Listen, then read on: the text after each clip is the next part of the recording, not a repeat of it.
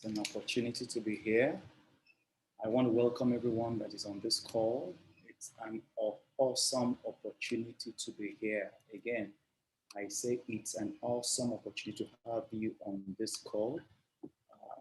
Please, let's be attentive even to this all important webinar. It's going to be awesome. So let's start.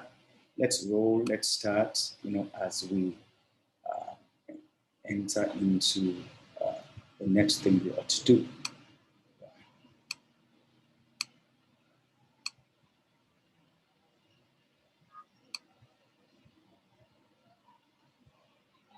Okay. Excuse me.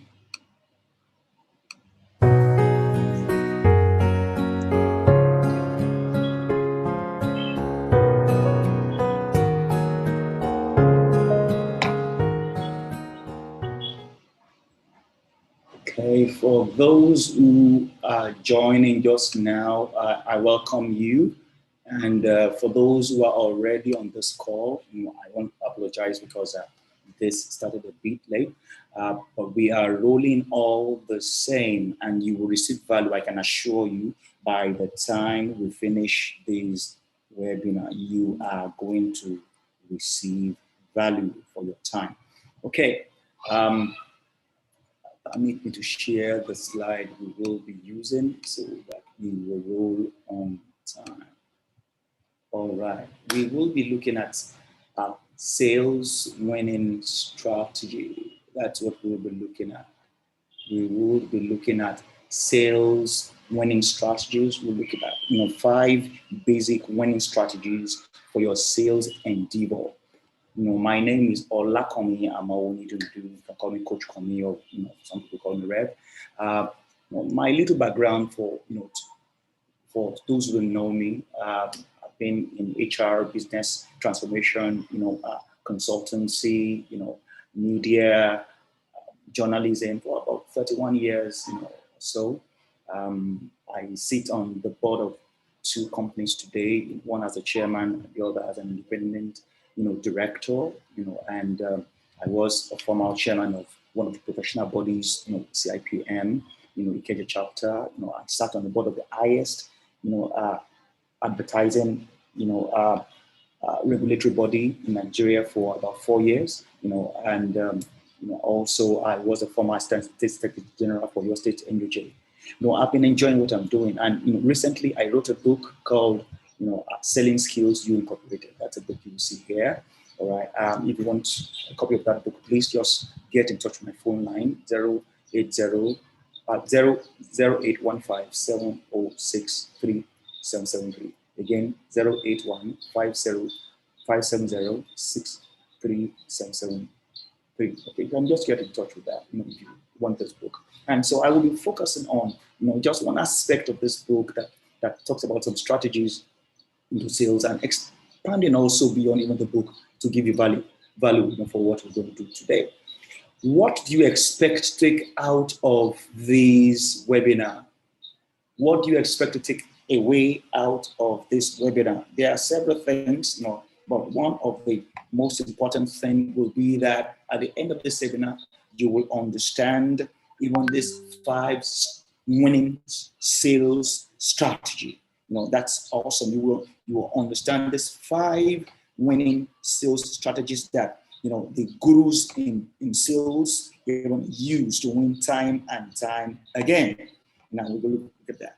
And I will say that you will be able to understand what prospecting is all about. You understand how to make persuasive presentations. You also know how to pre-qualify suspects and turn these suspects into prospects.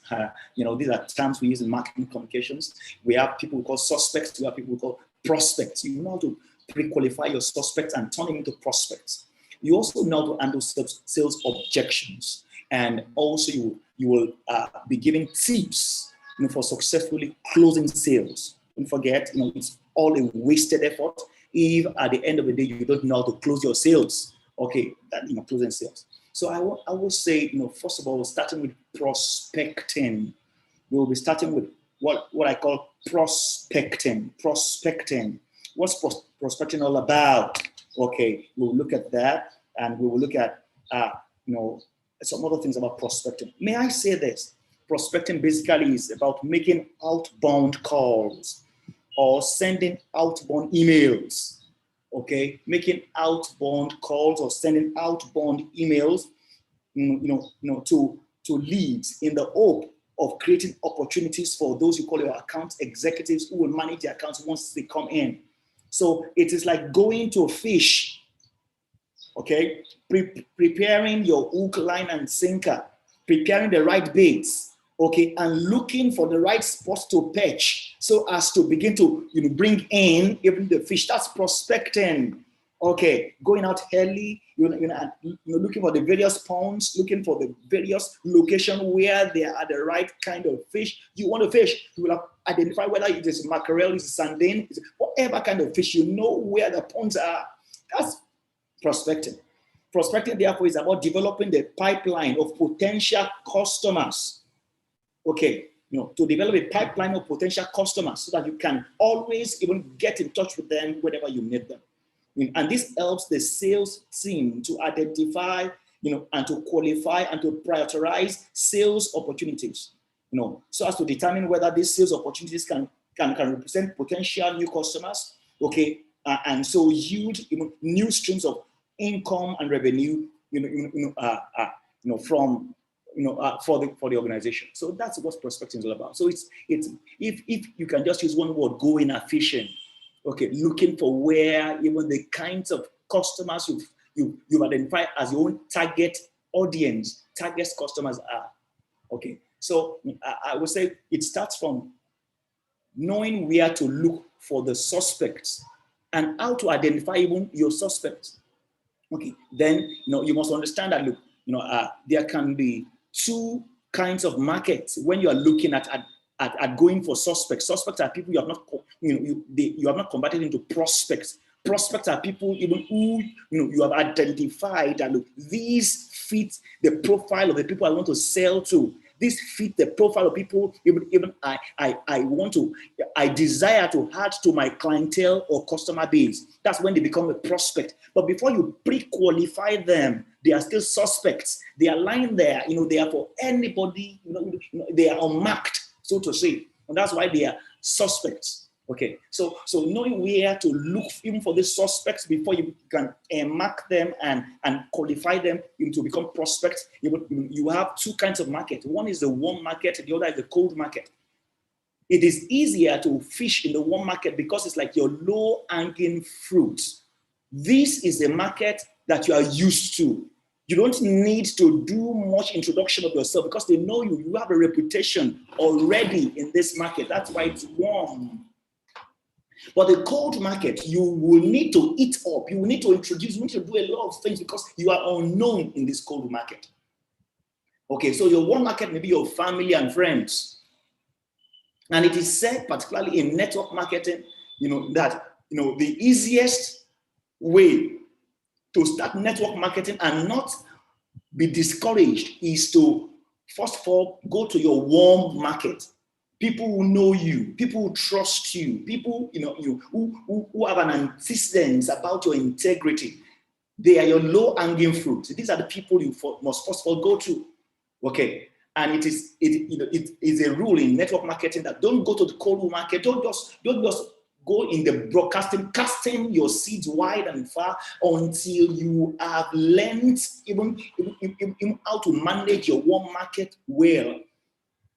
Else you may receive so much cold shoulder from the cold market and be discouraged totally, even out of business. And in prospecting, one of the things you need critically is knowledge. If you must prospect and you want to know the kind of people you want to target, you must first of all have the knowledge about your industry, about your company, your business. If, for instance, you're not going to build the system of a business, understand the reward system and the product system.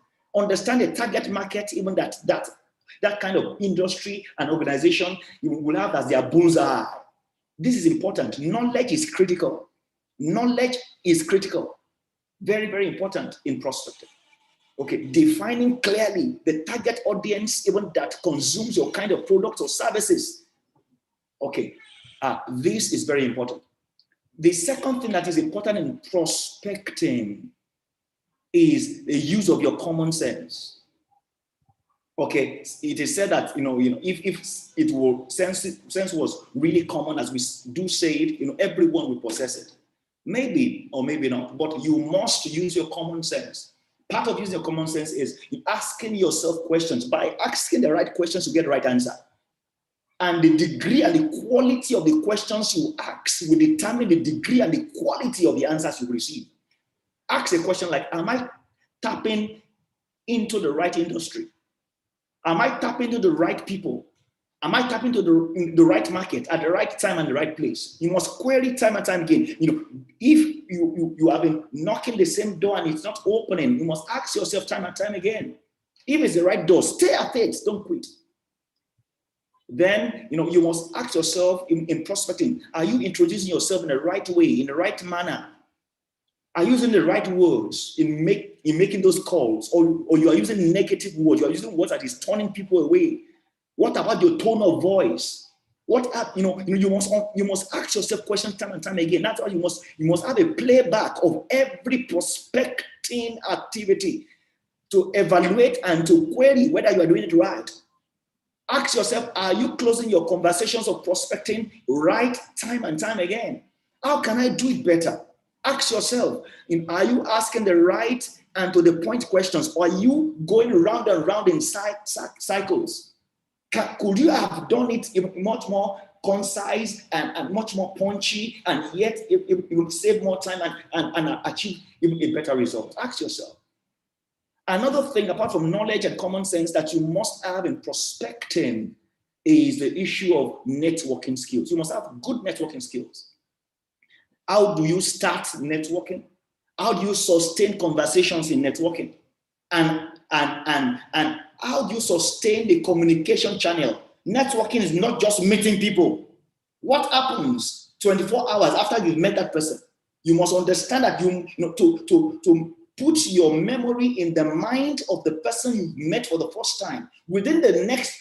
Before 24-hour elapses, you must get in touch, maybe with an SMS, just thanking him for the meeting and all that, because you want to put yourself in his face so that you will not forget. You want to put yourself in his front lobe where he can remember you. Else, if it's after 24 hours or so, you will still, it's almost as if you are restocking back the cold market again, instead of just already being in its warm market environment.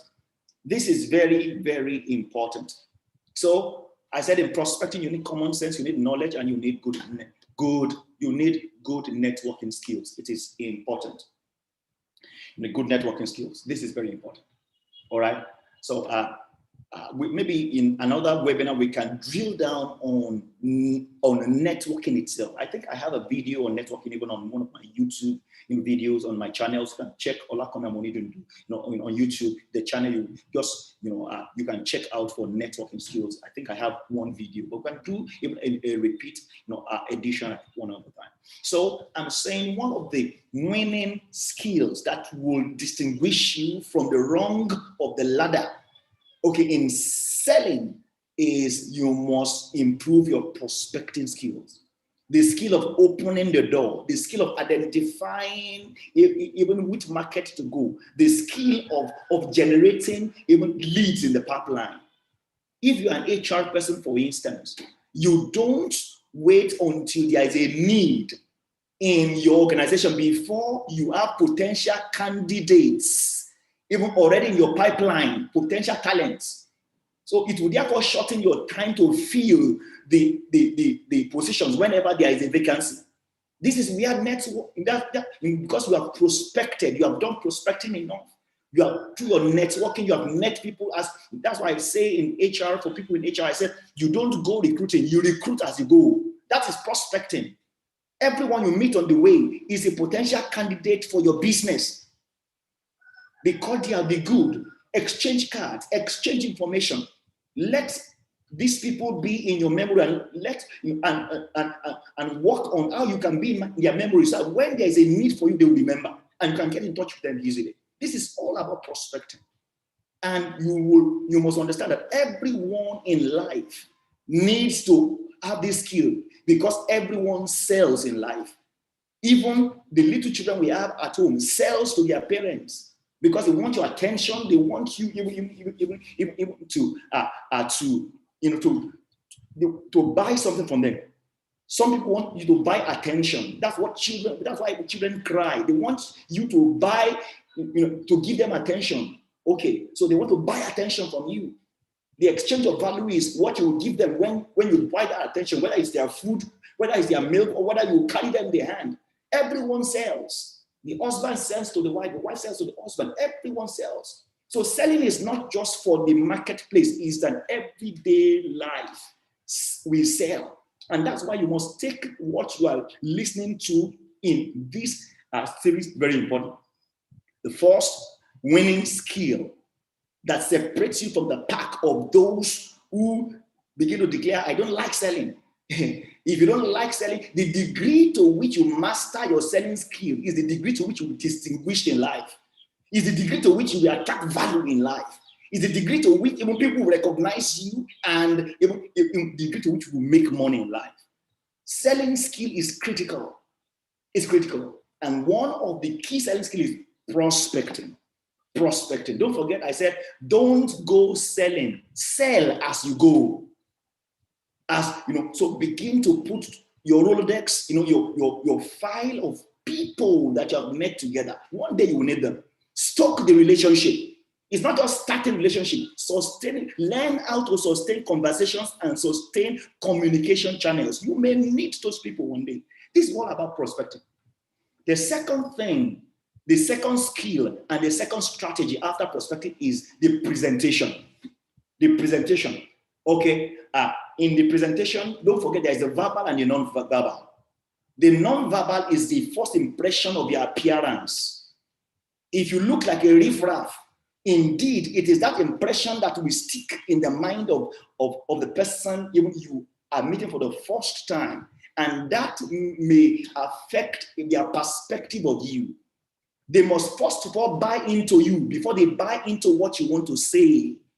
Again, I repeat, there are two aspects to persuasive presentation. The first is the nonverbal, which has to do with your turnout, even your debonair, okay, the way you dress and the way you present yourself. This is important because people first of all buy into you before they buy into your ideas. And don't forget, the first impression is made within the 5-10 seconds of meeting you.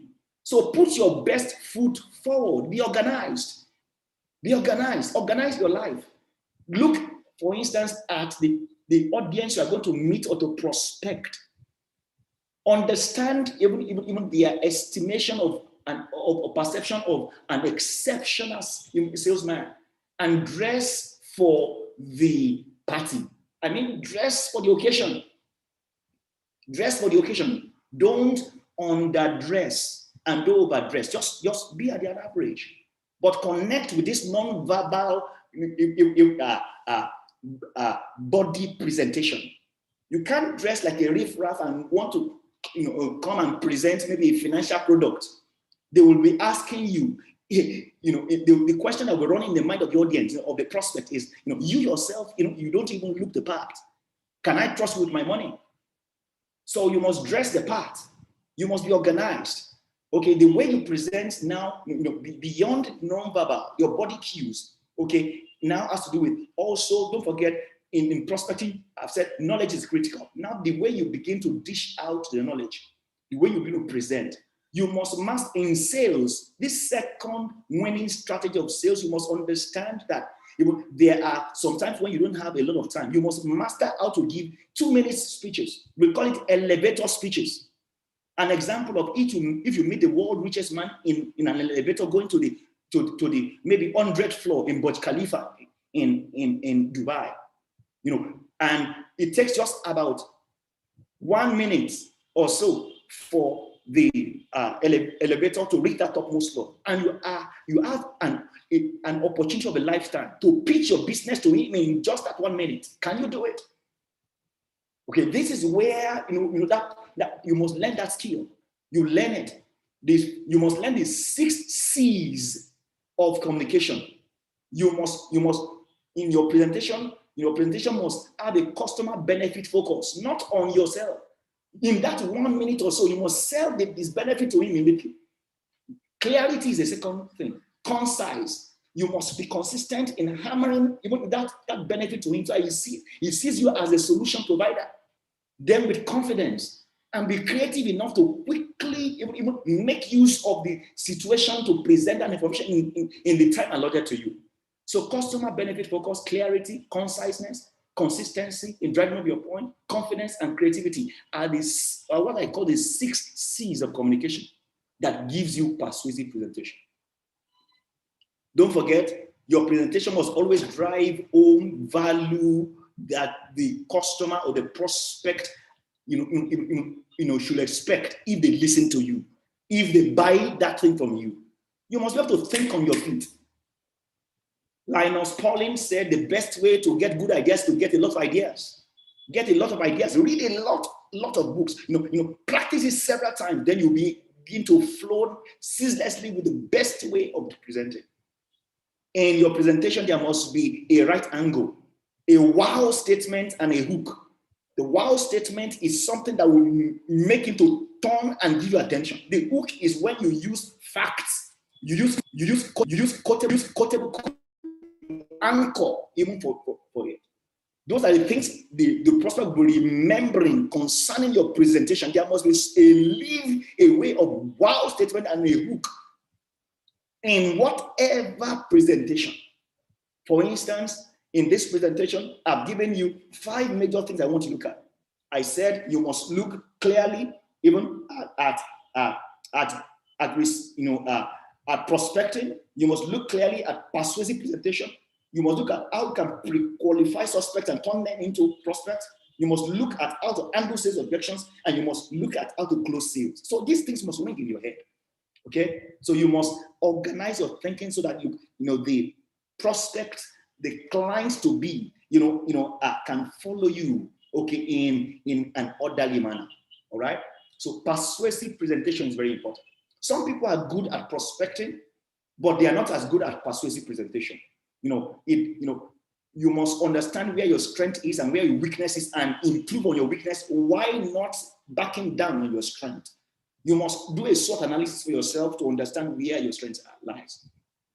So after this comes to the third strategy for winning in sales is qualifying and goal setting.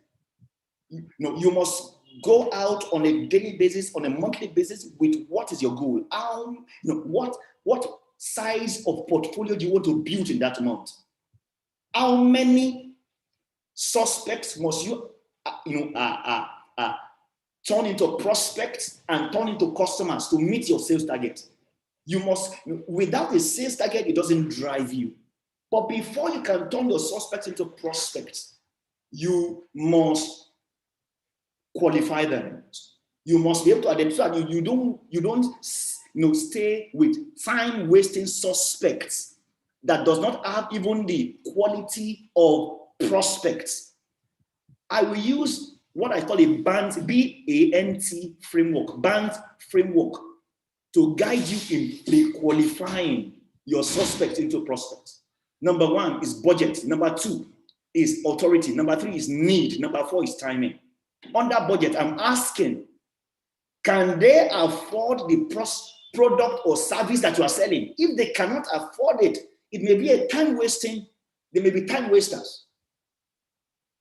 Number 2, well, on budgets, of your would-be client or your prospect. Sometimes, if you have, for instance, a scalable product range, okay, if they can afford even the smallest range, fine. They are part of those you can consider, okay. But if they cannot afford it based on budget, they may be time wasters. Number 2, if it's authority, the person you are speaking to, are they the decision makers that will decide whether they can buy or sell? If, for instance, you are prospecting a company, You must identify the decision makers so that you don't waste time. When you go to the decision maker, already it's almost as if you are close to the sale if you have won them to yourself. Number 3 is the need. For instance, when you go and prospect to a person a financial product that can solve a financial problem because that person has a financial problem, okay, you will find that the person is ready more to listen to you. So you must find out, do they have the need? And does your product or service meet this need? Anyone that shows a sign of urgency, that is the right prospect. They are the low-hanging fruit. I'm not saying that those who don't show immediate sign of need may not be converted over time, but I'm saying if you want 100% win in your sales prospecting time and time again, those who have the highest sense of urgency will quickly buy much more than others. It is he, okay, that is injured in the foot, that goes to the doctor to help him remove even whatever has injured him in the foot. That's what the Yoruba proverb says. So identify if there's a need. The person that has the highest need runs to you and quickly gives you their care. So the band framework, budget B, authority A, need is N. Do they have the budget? Can they afford what you are selling? Do they have the authority to make decision on buying? Is there a gaping need that the product will meet immediately? They will quickly latch onto it. Then the T for the bands is timing. If you come to them at that particular time when that gaping need is the highest, you'll find that it's easy. They will buy easily. Do they need the product now? Do they need that service now or in the future? If they are so comfortable, and the product doesn't meet them at that particular time, you may find that they may not care. For instance, if you are selling an educational endowment insurance product, okay, and you are selling this product even to maybe those who are empty nesters, maybe 70-year-old rich people. All their children are no longer with them. Even all their grandchildren have left school. You will find that this is a product that doesn't meet a need in them. But sell a product that meets a need of their health because they have health needs at that time. Sell a product that has to do with maybe opening trust and endowment fund for their grandchildren. You understand that? So timing is important to understand then, okay, which products to pitch to particular suspects so as to turn them into prospects is important.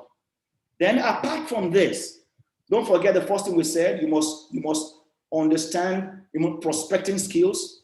You must understand, secondly, persuasive presentation. Third, you must understand how to qualify your suspects and turn them into prospects, and how to set goals to drive you. And the fourth skill you must understand is how to overcome objections. How to overcome objections. Everyone in business, they have a commonality. There will always be objections along your way, even in professional careers. With your employees, employers, with your bosses in office, there will be objections. But how do I overcome this? One of the ways I know by overcoming objection is always stick to this. Stay positive, no matter the objection. Don't take a no as a feedback of throwing up your hand in despair. Take no as a feedback that you have not given the right answer. So you should go and re-strategize. A no can become a yes tomorrow. For instance, I pursued some policies, even when I was a director of HR in one of the companies where I worked for almost 3-4 years before the policy was bought. I was retweaking, and there is a right timing. Maybe the thing I wanted change was I saw it too early, but the owners of the business did not see it. But eventually they bought it eventually. So take a no as a feedback where you strategize. Follow up. Stay positive. Demonstrate value by your proposal. Let the prospect see how your proposal will help even change the dynamics of the problems they are in. Follow up. It is said, even by the best sales experts, that most sales are closed after the 5th call. Even the sales of souls of men is not once that you hear even the gospel that you give your life to Christ. So most sales are closed at the 5th call. And when there seems to be an objection at the initial thing, maybe you've sent in a letter, you sent an SMS, you sent in a proposal, I always counsel that make the follow-up calls personal. Personal by maybe showing up physically or using voice call. It makes it personal beyond just writing another letter. Letters can be pushed aside. Okay, so make it personal by using voice call or physical presence to show up there if you can show up. In this age of video call, use your video, use your Skype, use your Zoom, make video call. So it is personal. They can see you. You are not an automated machine. Face to face, you can see the person you're talking to. It brings them to believe more a little bit in what you're doing and all that. Just like some people where the Zoom call, for instance, that some multi-level marketing organizations make, people doubt them, and they ask for maybe physical mega events. That's why physical mega events, convert a lot of them, because they can see that yes, there are real people behind these events. Okay, and likewise, you must get a commitment to follow up. Don't leave even the prospect to tell you when they will call you back. Get a commitment. Sir, okay, I know that it seems you're so busy now, you can't make a decision. Can I call you on Wednesday? Or is it Thursday? Okay, and when they agree to you calling on that day, please, I will appreciate that you log it in your diary as I'm logging now, so you'll be ready by that time. Thank you very much. Then be prompt with the call on that day. Respect the prospect's time. Likewise, it is said even from experts that midweek owes the magic. Mondays and Fridays are not good times for follow-up, for business calls. Mondays, they have all their strategy meeting and all that. They are too busy. Friday, they are already thinking of the time God is Friday. They are already wind down. So midweek, Thursday or Wednesday are good times. And on these days, call first thing when they are fresh or last thing in the business day. These are good times. These are good times based on research. And please don't forget, multiple follow-up is the answer. Not one, not twice. It is said that you need minimum of 5 sales calls even before that one market buys. It doesn't mean that someone will not buy in the first call, but please don't give up. Then I will say use even where the objection is what you can see as a no. I said don't give up. Don't give up. At that time, the way you can stay in control is by using the appropriate sales closing strategy, which I will talk to. You can use the adjournment close strategy. You can use the never the best time close strategy. You can use the guilt strategy. You can use the free trial strategy. You can use the objection strategy. You can use the final objection strategy. You can use the higher authority closing strategy. And you can use the money talk closing strategy. You will see some of these strategies as I go on. So objections may come in form of questions, may come in form of concerns, may come in form of comments. If they come as questions, answer them concisely. Don't forget the six C's of communication: clear, concise, consistent, with confidence, and as creative as possible, and being customer benefit focused. Okay, so if it comes as comments here and all that, don't push them aside and all that, but clarify as much as possible.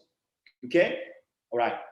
But if the objections even are that you can't close the sale at that time, there is a sales closing strategy that will make you to have an open door at the next time, and that's what I will teach you here. All right. Okay. So this is very important. Let us look at 20 tips, 20 sales closing strategy that gives you even win time and time again as a sales professional. And don't forget, as I've told you, everyone sells. Everyone in life sells. A child sells to the parent, a parent sells to the child. When you are teaching your children values, you are selling to them. You want them to accept it. Okay? You know, when a child is calling for your attention, is selling something to you. You know, he wants something in exchange. Husband sells to wife sells to husbands. Pastors, imams sells to their audience. Everyone sells. Everyone sells. Presidents, you know, legislature, and everyone sells. Everyone sells. So, and the degree to which you are successful in selling is the degree to which you'll be successful financially, successful in life. So the first strategy for closing sales, you know, is what I will discuss, you know, as fast as I can discuss them. Okay, so I will have question and answer thereafter. But don't forget that the appropriate strategy for closing your sale depends on the situation and the scenario that plays out during the prospecting, okay, during the persuasive presentation, right down to the objection stage. So the kind of objection, the kind of audience with the, you know, and their response to you will determine how you will close the sale. You must not be someone who started the race very well, and at the last leg of the relay, you drop the baton and you made the whole team to lose a winning race. So the most important thing that determines whether a sale has been made is how you close the sale. So the first thing is, the first kind of strategy in closing a sale is called the limited offer or no rush close sale. You know, this kind of sales closing strategy creates a sense of urgency. For instance, okay, where you tell a person, there is no rush, Mr. Customer, but there are only 3 pieces of this article left, and you will have to wait for about 8 weeks if you want a new stock. So you are creating a little bit of urgency for him to take action. Now is the day of salvation. You know, as you preach to someone, you are, no, that is, you may not see tomorrow. You are creating a sense of urgency, a rush. Take it now, because the opportunity may not be available next time. That is limited offer or no rush. You know, it seems funny that I said it's no rush and yet it's limited offer. That is, you don't want to paint a picture of the fact that you are rushing him, but indeed you are silently pushing it that, look, you must take action now. The second kind of close is the assumptive close. By the assumptive close, you are showing you are in control of the discussion by almost pushing to the prospect that you know that he has already bought even into your idea, and he should make, he should take action immediately. This technique involves using phrase or language that assumes that the sale is closed and a done deal. So it is in a situation where, okay, you see that the person has almost bought your sale based on the body language that you use this assumptive close. For instance, you can say, what day do you want me to receive your first shipment? Or, so when are you signing up? Can we look at signing you up now? That's an assumptive. You have assumed that he has bought into the idea and wants to do it now. It moves the prospect to taking action almost immediately. Another closing strategy is the option or alternative closing strategy. Okay, this, you know, gives the prospect a sense of the fact that he is still in control, even though you, the salesperson, you are in control, because you are giving them an option of choosing, but you have used the option to sort of anchor them to guide their thinking. So when you ask them, for instance, you know, so which option do you prefer? You know, would you register on Monday or Tuesday? You know, when should I call you? All right. Or, you know, you give them two options of the same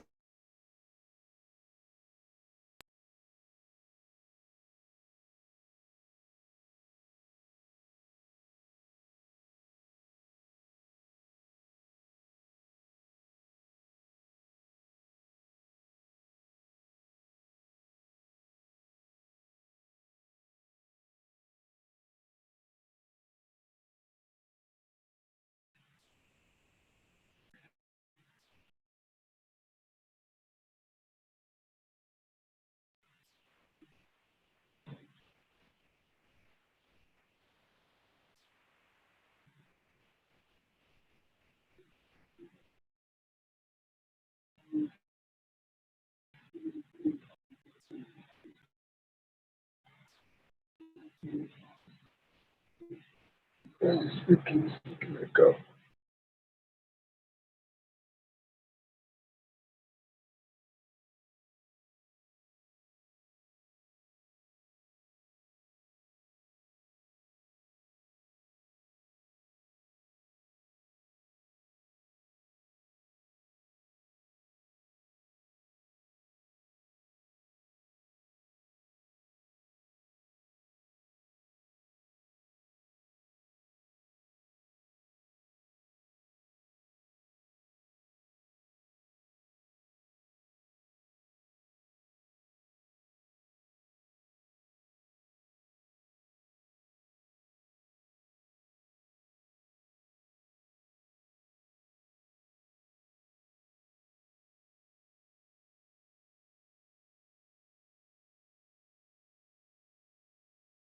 I apologize for that break in transmission.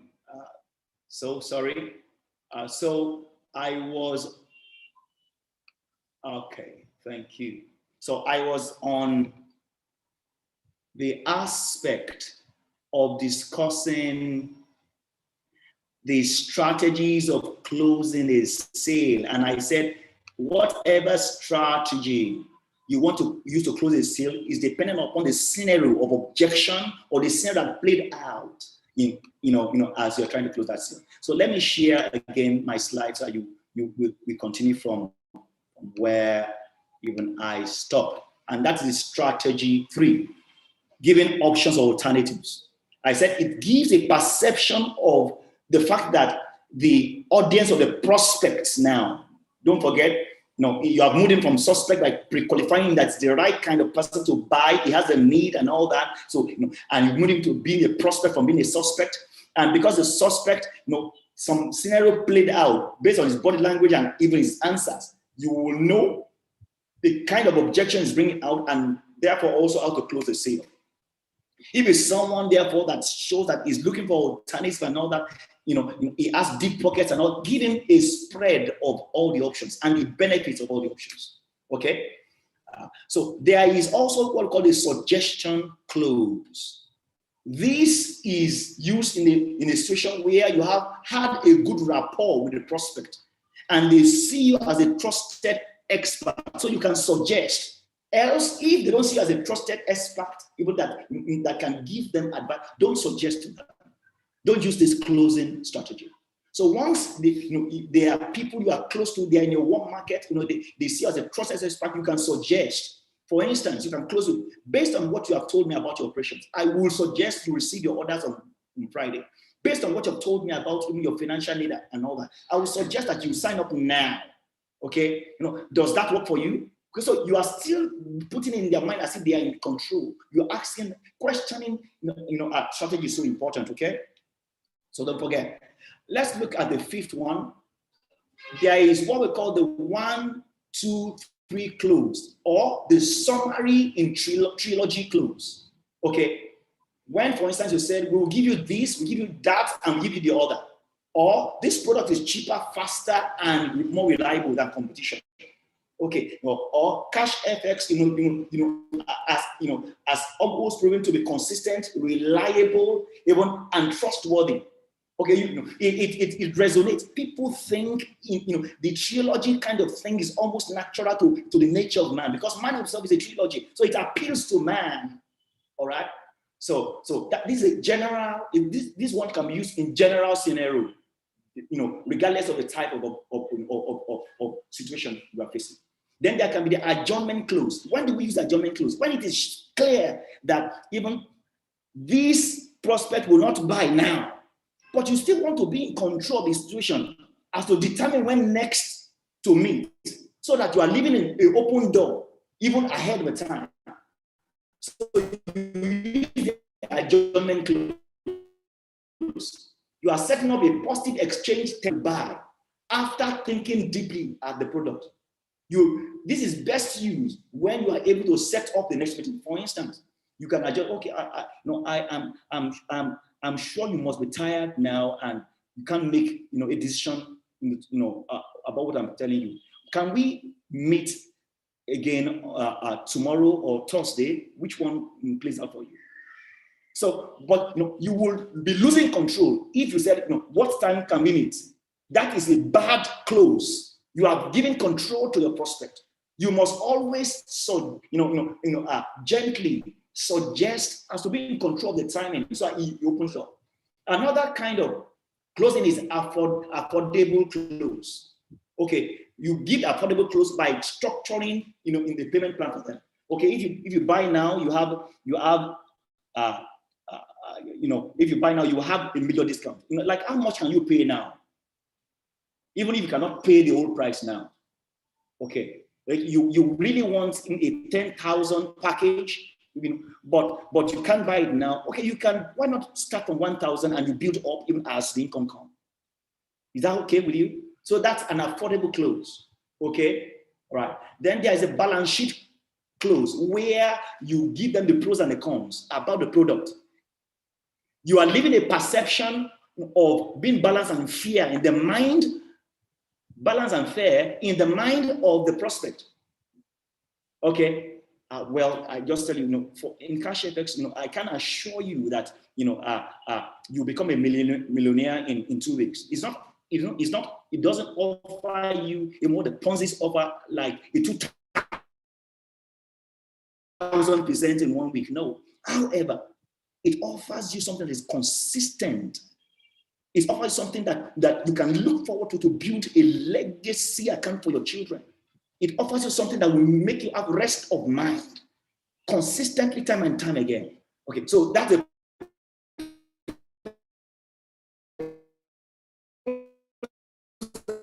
cons I've given you now. So I've closed that sale for that person. You can also use a calendar close or a deadline close. Okay, to write. Okay, so in your calendar, can you check your calendar? When next, can I come so that we can seal up this? You open your phone calendar and you are punching it in. Okay, it will sort of also make him to look at his calendar and to do the same thing.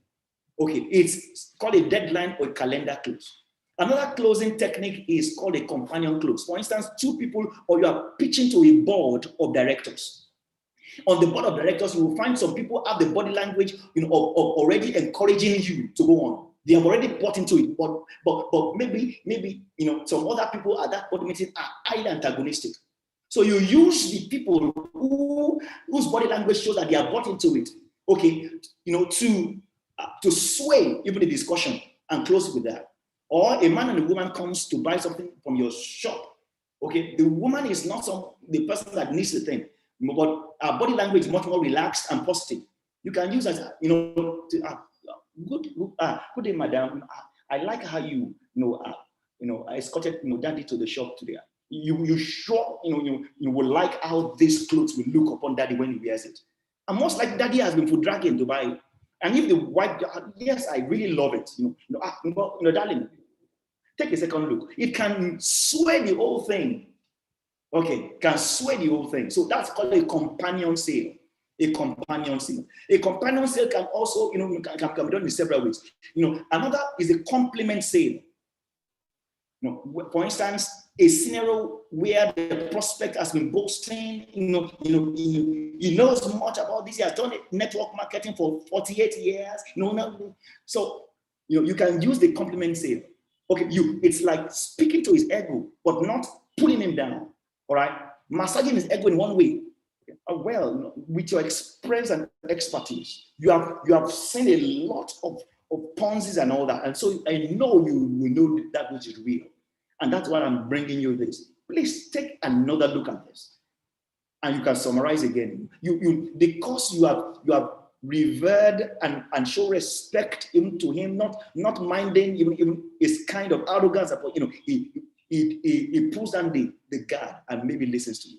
There is a demonstration clause, which is a clause that shows evidence. This clause shows evidence. Okay, for instance, I presented cash flows and all that, and I just opened a little bit, okay, of the month sale on my back end. I have one of my brothers, our leaders on the team, okay, who called me earlier on. He has been speaking to this, blood brother of his for a long time. But it seems that one was not yielding until he used the demonstration clause. He just showed him an evidence of what things he has earned for you. And the brother, was sold immediately. So yeah, it works. Demonstration close. But the demonstration close is what you see detergents use when they are showing you it washes well, or some antiseptic companies that they are showing you it kills germs and bacteria. Demonstration close works. It works. Another thing, you can use is the distraction close. This leverages on you being observant, and knowing the time, when to quickly pitch in your close. This may be, for instance, someone who has at all times, been adverse, not listening well to you and all that. But maybe, a phone call just came in and all that, and it looked unserious. You may just, you may just quickly chip in. Oh, sorry, I know you're very busy. Just put why not sign this so I can go, so I can have enough time to answer that call. Or, his child or a child just came in crying at that particular time, breaking that meeting at that time. That is a time, if you have a judge, is a good time, you can use a distraction clause. Oh, I think your child needs attention now. Why not just quickly sign this and let's close this so I can give that child the attention. It's called distraction clause. Okay, a time when the prospect have emotional overload. Okay, and because of emotional overload, okay, it changes the aversion he has for you at that time, and you can quickly just push him. There's also the golden bridge clause. This came from one of the most successful general in China called Sun Tzu in his winning wars without fighting. He says when you have caged the enemy so much, because it teaches that you must win war with minimum collateral and loss to your resources. So he says, one of the ways in which you win war, okay, is when you have closed the enemy so much, you don't want to waste the resources anymore. You must leave a door of escape to him, to escape to the direction where you want him to go. And maybe in that direction, you have set up things that will just consume him totally, without using much energy. That's the golden bridge clause. So sometimes you must plan as if you have allowed the prospect a leeway to go, but you are directing exactly towards what you want him to do. For instance, you lead them to the direction you want them to go. Let me give an example. He was insisting that he will buy one particular article that you don't have for now. Just tell him that, well, this one is not in stock now, but I won't recommend that because it has gotten bad reviews. If indeed it has gotten bad reviews, or if you know of the pros and cons about it. So you sell the pros of the present thing you want him to do much more than the pros of that which is not available. And maybe he or she can change his mind. Another one is the handover clause. For instance, if two of you, okay, are a team doing the prospecting, and the junior officer, okay, or the junior team member, or the one who may first of all do all the explanation. Okay, just like for instance we do even in a cashless presentation. That's why we have two people doing it. The handover is given to the much more experienced and much more senior person. But the senior person, when he comes in this kind of clause, okay, doesn't start all over again. He starts as if everything that needs to be explained about the product and the service has been explained. It just comes in hand. So yes, sir. So when you want to sign up, having had all that you've had. Okay, so that's that kind of clause. So it's playing on the fact that even though if the junior officer, the first one that started it, may not have said all things, but it puts the person on the edge to take the decision almost immediately. It's called the handover clause, where colleagues takes over as if everything else has been agreed, and the junior officer explain all details. The senior officer just comes in and to ask for a sign off.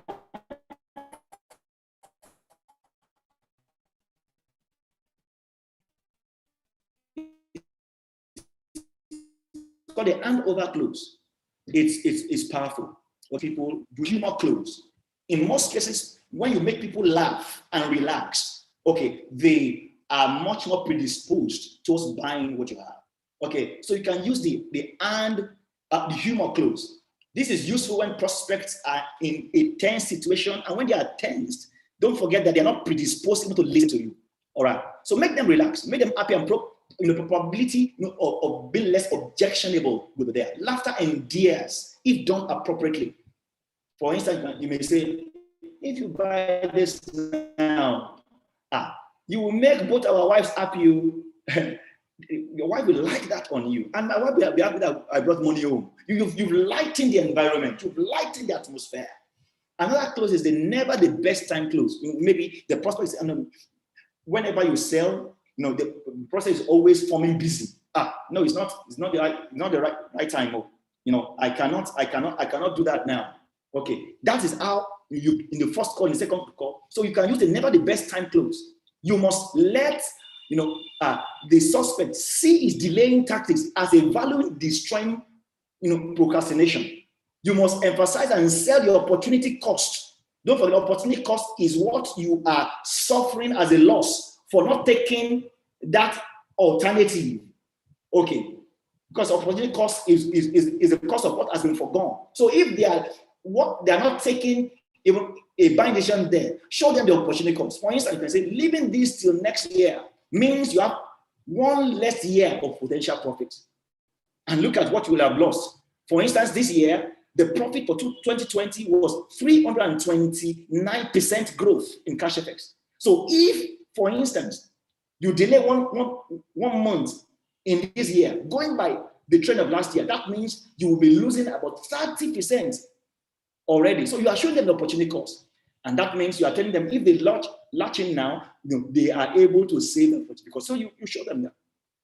Another thing is, there is what we call the quality closing strategy. How do we do this? The quality closing strategy is where you emphasize the quality much more than every other factor they are looking at.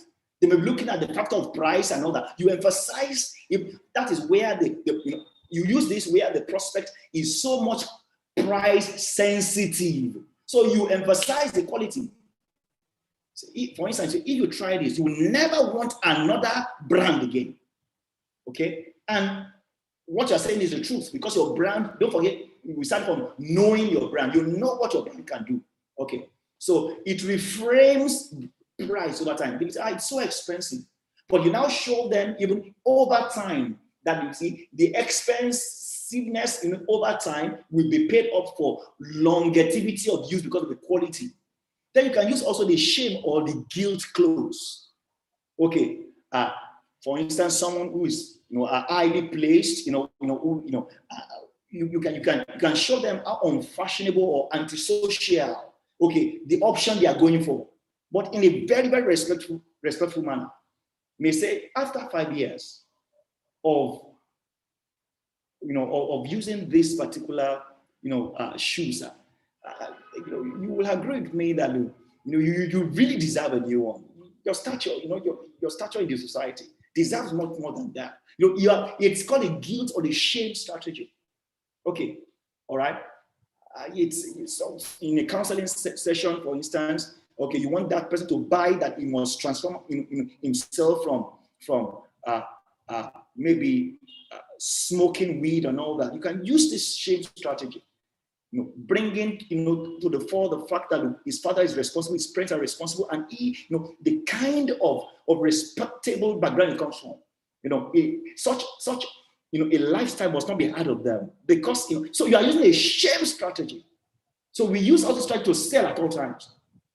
Then the 20th strategy is the testimonial strategy. There are several other strategies. The testimonial strategy uses evidence from credible sources. Maybe people who have used you. This is subtly name dropping, but please don't name drop if it's a lie, because don't forget the first thing you said is your credibility. They buy into you before they buy your article. I said, okay, so you subtly name drop. For instance, company XYZ, is one of our loyal clients. A billionaire in the United Kingdom called Jogor. Okay, in about a month ago, tested the legacy and the legitimacy of cash effects, and because of that, he bought in and turned it to be a platform even to empower almost 1 million youths. Okay, so you and these are true. So you use those things as testimonial. Okay, or maybe someone use your product and say something about you. Hear what so person said about our services, and that so person is someone that is known to your prospect and respected by your prospect. So you can use a testimonial close. All right. So I said depending on the situation and scenario you are dealing with, you use different kind of strategies to close. So in a short summary, we have looked at one, prospecting, what prospecting is all about. We have looked also at how to make persuasive presentation, looking at the 6 C's of communication. We have looked at how to pre-qualify suspects and how to turn them into prospects. And in pre-qualifying also how to set your own goals so as to drive you. Also, we have looked at how to handle sales objections. Objections are never final, even when you do final. Okay, in years to come, it may change. I've told you how about 3-4 years I sold a policy change in a multinational where I worked, and in about 4 or 5 years they eventually bought it. Okay, don't forget what Faraday, who made the light bulbs, he said he has only learned 9,999 times of how not to do it again. He has not failed. So objections are not failures. Have a right mindset. Then we have now learned also how to close sales despite objections. So you are in control of all these different times. So if this has been awesome and you've enjoyed the time, please put a 777 on the chat box. Put a 777 on the chat box if it has been helpful. I will go into, we'll just have maybe 1 or 2 questions.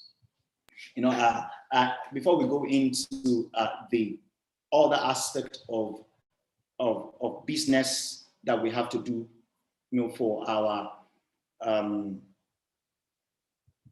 Cash FX prospects. Thank you very much. Thank you. I love that. So, if we have 1 or 2 questions, so we'll round off this.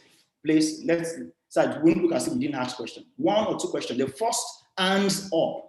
The first people to put their hands up, I will take 2 people question and we'll go into the other business presentation. Yes, any question? And if there is none, no problem. We'll go on to what we need to do.